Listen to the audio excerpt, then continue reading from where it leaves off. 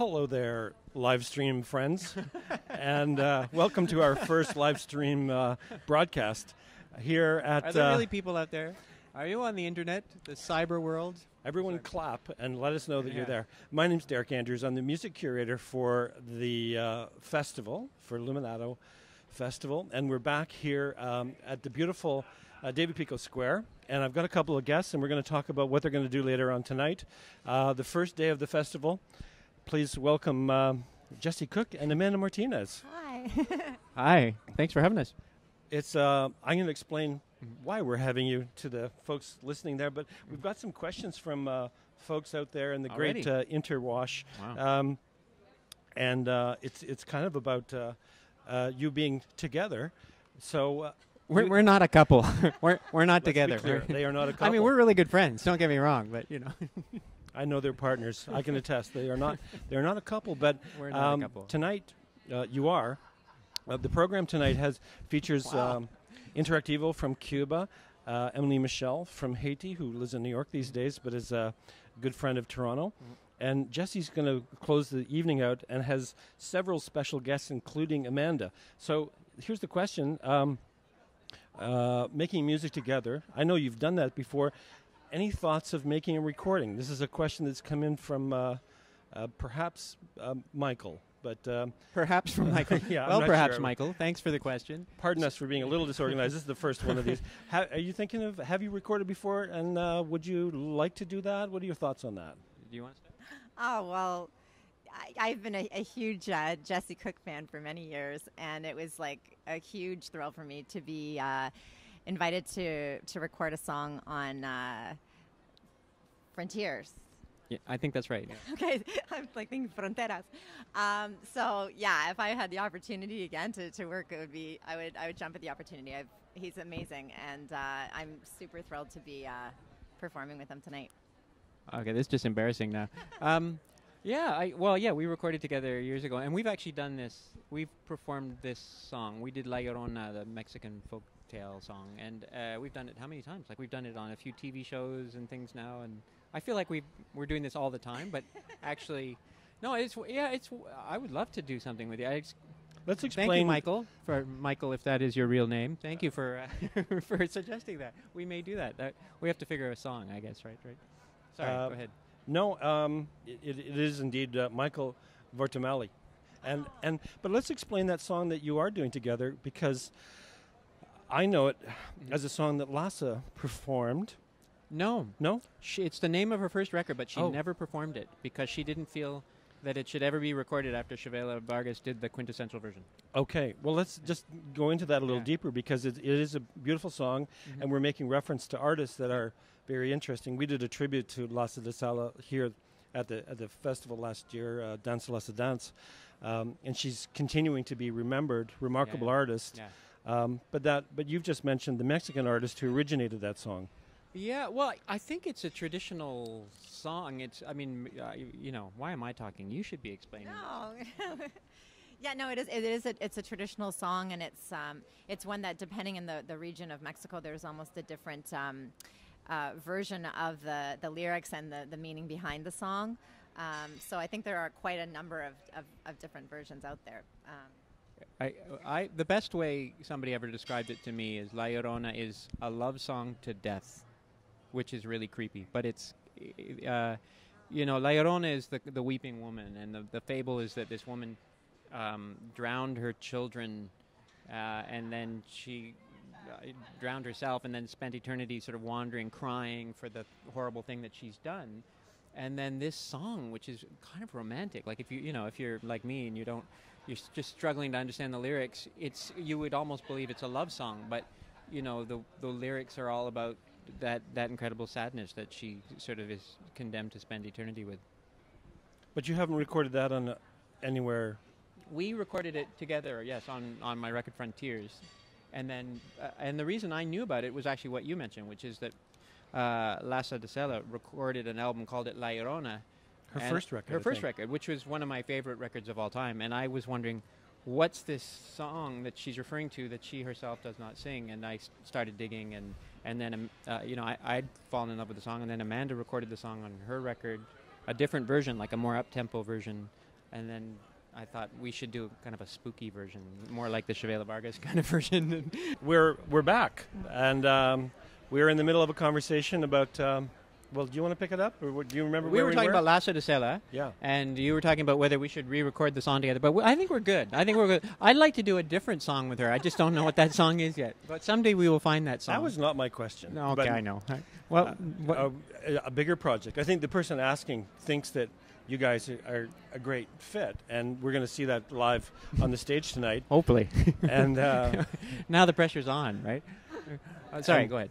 I mean, what goes through an artist's mind when you do want to make a collaboration of that nature? You know, there must be a lot of boxes to check and to think about why you. When was that from? And she's like, "Oh, that's Jesse Cook." I'm like, "Really?" Because I had a number of his albums, but not that one, and I didn't know that she was Jesse's wife.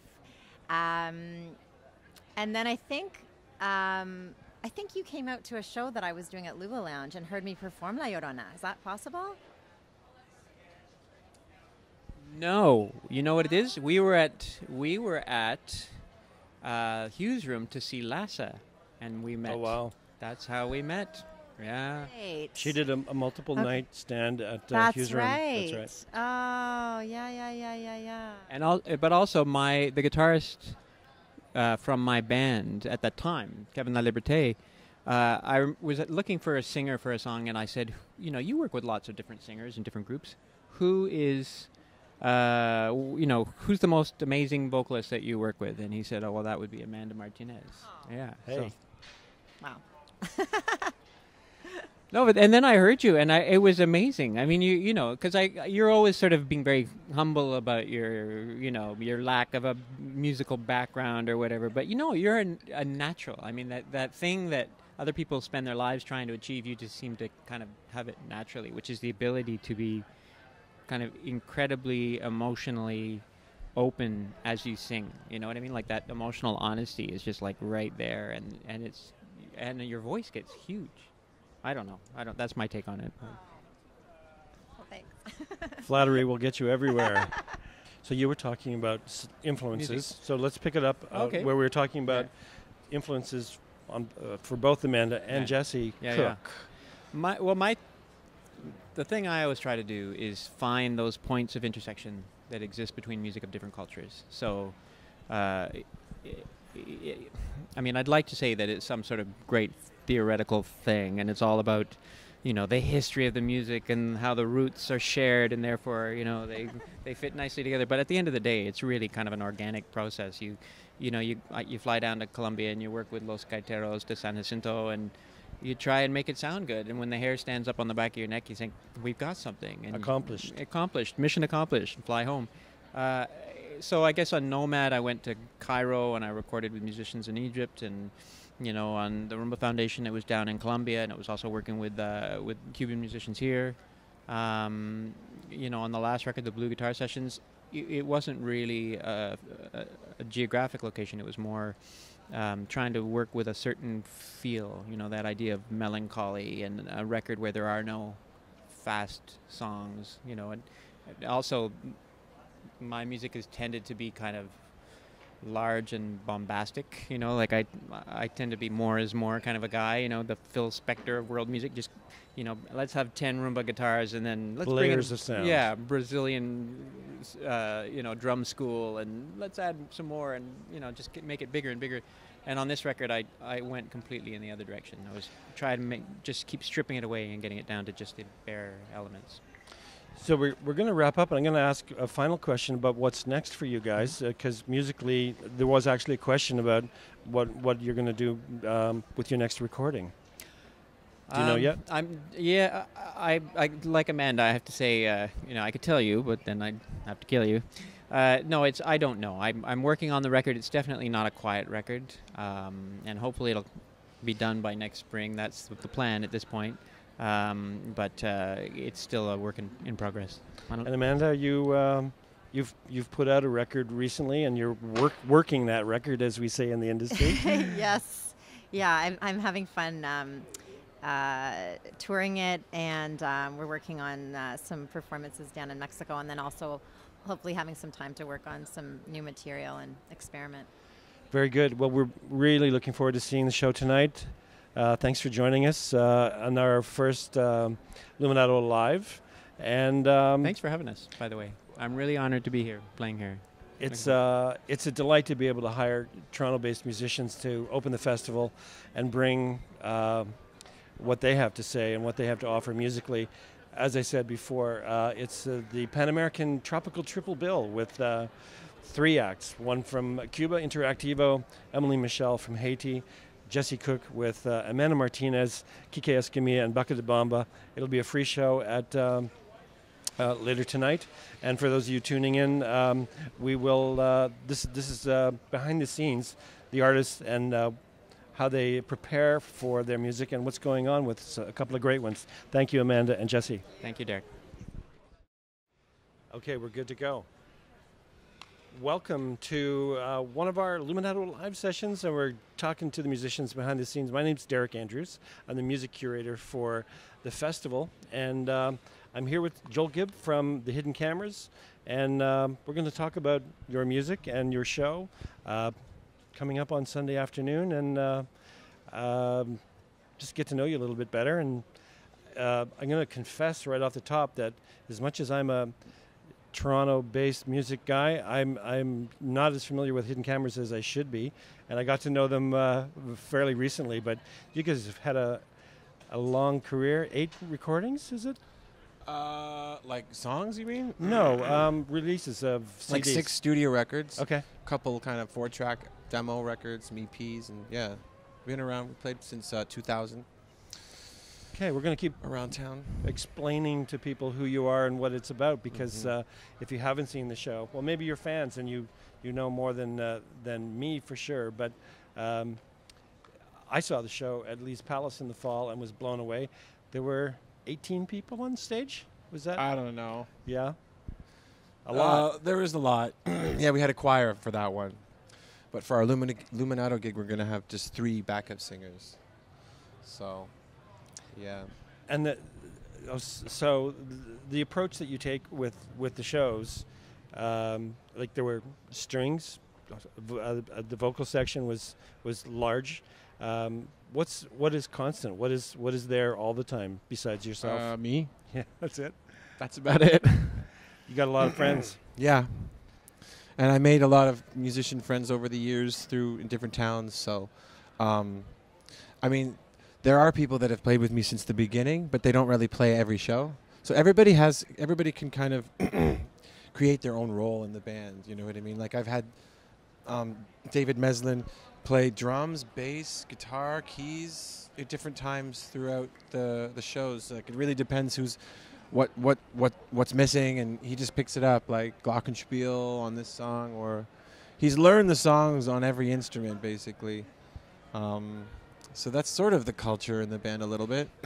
Culture of the band. I'm gonna pull this phrase that's in your bio, although I don't know if it's in your bio or if I'm going to be insulting you to say that this is accurate. That it's somewhere somebody said it was gay church folk music. Yeah. What is gay church folk music? That was what we put on the first flyer, and that was literally what we were playing at the time. We were like the first 2 records, I would say, are kind of gay folk church music, or you could loosely call it that. And we've played about I haven't counted, but like at least 7 churches in Toronto, and like we played about 3 or 4 in London, England, and it was and still is kind of a nice alternative to playing in clubs.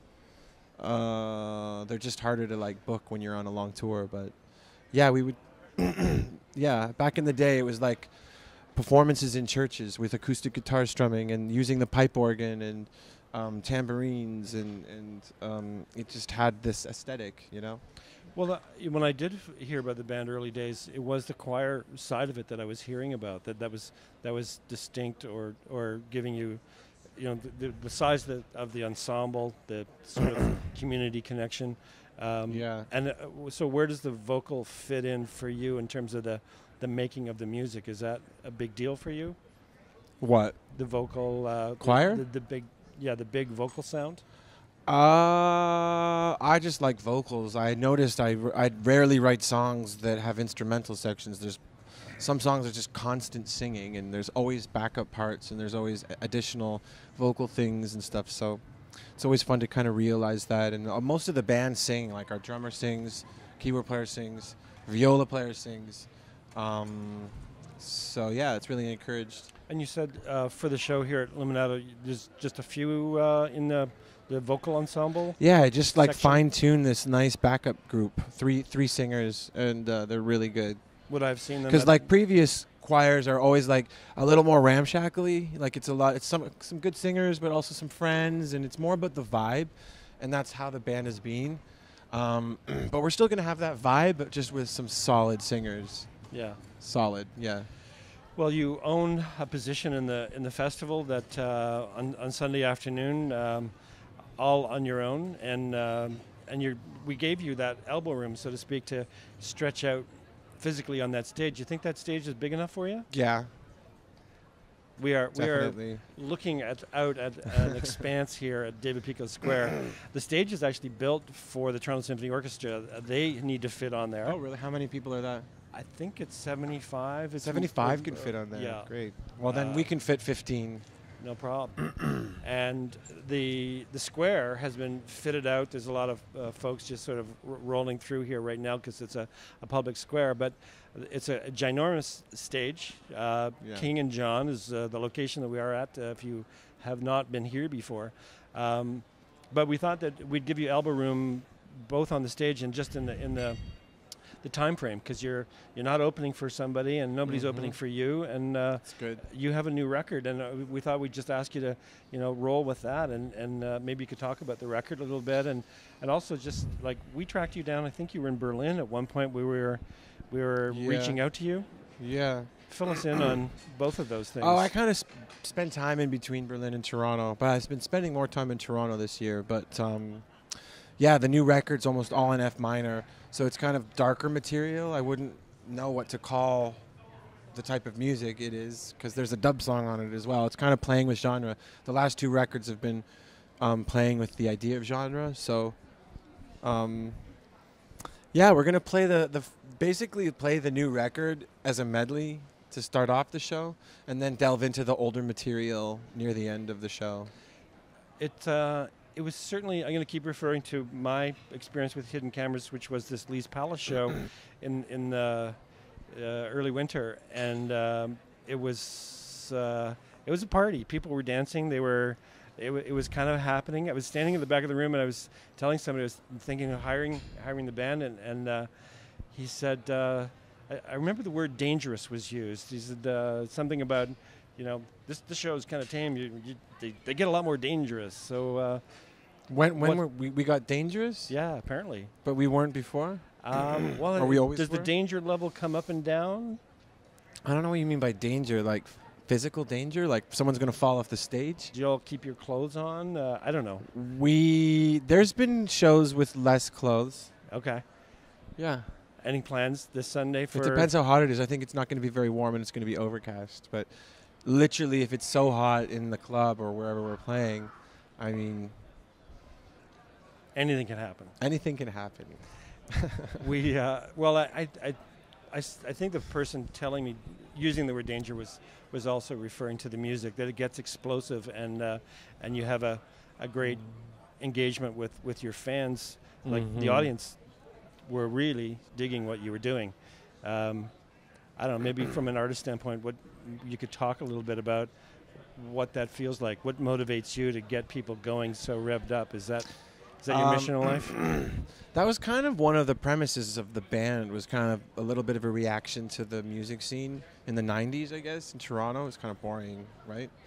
And Toronto audiences, I mean, I guess they're no different than any other North American or Western European audiences that don't really, it takes a lot of prodding to get people to like loosen up and also to participate. You have to kind of convince them. So we've always tried different devices over the years, and like at the beginning we would have go-go boys that really loosened people up, and these were that's a really good tool to get people to dance.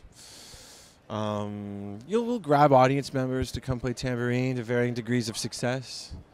It doesn't matter though, because it's about the vibe. So it's partly about precision and musicianship, but it's also about the vibe. If you don't have a good vibe, then I don't know, it doesn't really work. And have you been able to maintain a standard of success? Are you over the years? Is this what changes when you have that experience with the audience?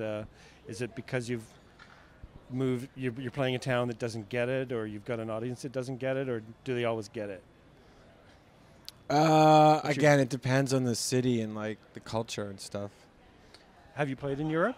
Like German audiences are not the most expressive, whereas Spanish audiences would be more, you know? And so is that you performing in Europe, or has Hidden Cameras? Yeah, the Hidden Cameras have played a lot in Europe. Cool. Rough Trade is mentioned as a label that you were initially signed to. Yeah. Is that label still going? Or? Yeah. We put 3 studio records out with them.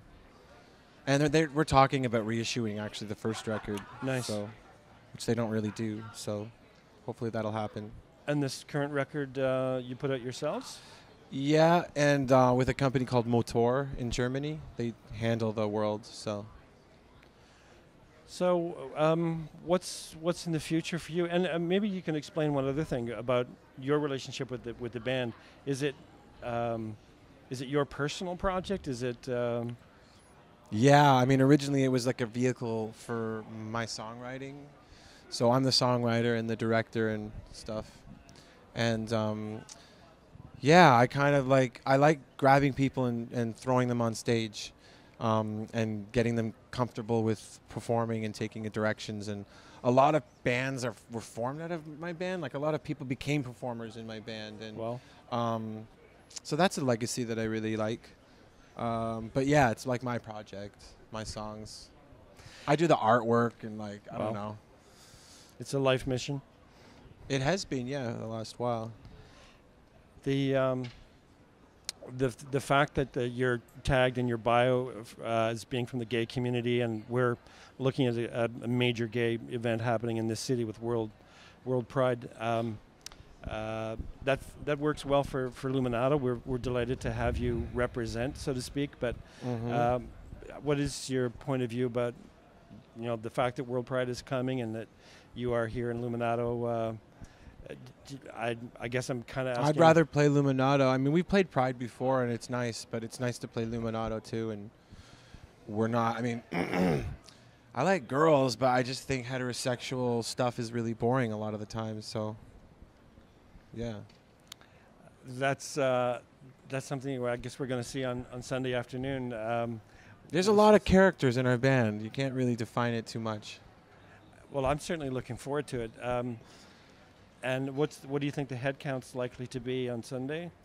13 plus a guest that may come, plus a dancer, so that's 15. Okay. Plus probably somebody's boyfriend or somebody to play tambourine at the end. And plus, who knows? If people want to you want to play tambourine? I try to stay off the stage except to make little intros and help the artists get on the stage. And my lack of talent would just really. You could do a shaker off the mic. Shaker I could handle. We're going to start with the shaker off the mic. Perhaps. We will see. And then you can work your way up to the tambourine. If there's any more room on the stage. We'll never play the tambourine on the mic. On the mic? No. Okay. It's so loud, right? It's like a cowbell, I guess. Yeah. Yeah. Don't need that. No, you really don't. I'll find my place in the future of Hidden Cameras, but I'm everybody's been in the Hidden Cameras. I'm glad that the Hidden Cameras have found their place in the Luminato Festival, and that is Sunday afternoon at 4:00. I think you're scheduled for an hour, maybe 75 minutes. 90 minutes. 90 minutes. That's fantastic. We're gonna stretch out some songs. Well. We'll enjoy the lounge. We're sitting on the Luminato Lounge stage. Wow. This is part of what we have developed for the festival this year. It'll roll right through to the 15th of June, and there'll be talent from all over. And on this Sunday afternoon, we will have had the hidden cameras for an exciting array of music. Joel Gibb's been talking to me. I'm Derek Andrews, and I just want to thank you for joining us today. And Thank you. We're going to see you again making music here at David Pico Square. Thanks for joining us.